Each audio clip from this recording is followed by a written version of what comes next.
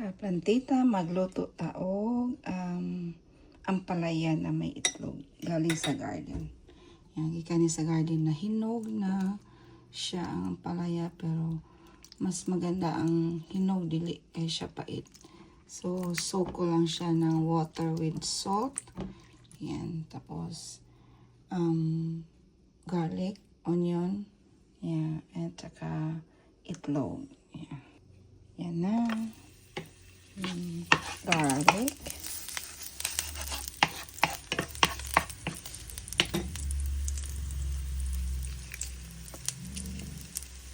red onion,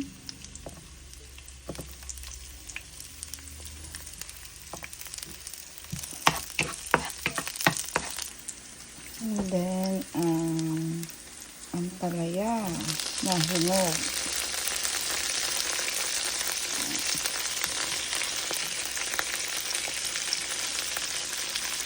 Maganda to kasi galing garden. So, alam ko na walang spray.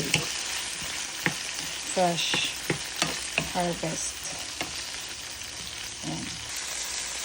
Lagyan ko ng konting oyster sauce. At saka fish sauce. Ayan. Konti lang. Halo-haloin.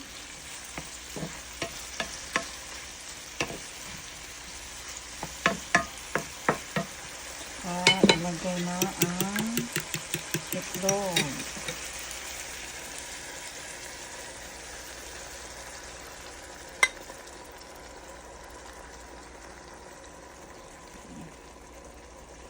Saka ko nahaluin, takpan muna. Yan, balikan natin. Yan, after a few minutes, check natin.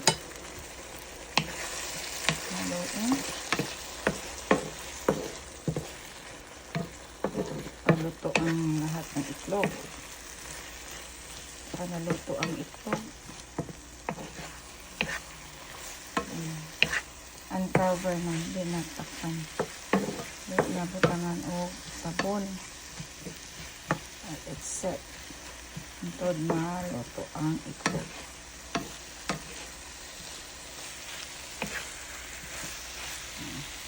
Lagyan ko ng sibuyas dahon. Dami kasi sa garden. Ayan, luto na ang ampalaya na may itlog. Itlog lang. O akong lubutang wala ng meat. Ayan. Ayan, from my garden to my plate. Kain, ampalaya. Sarap. Okay, bye.